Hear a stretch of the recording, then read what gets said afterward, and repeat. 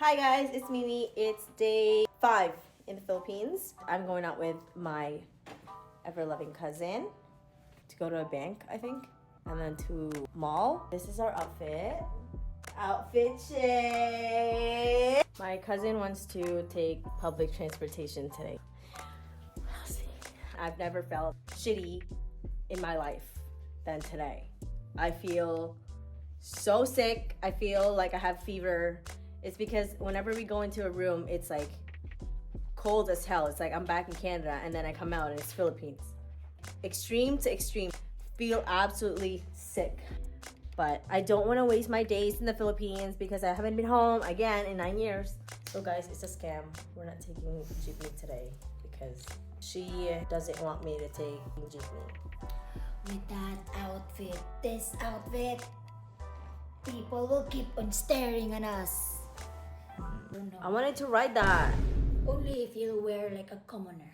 I am a commoner.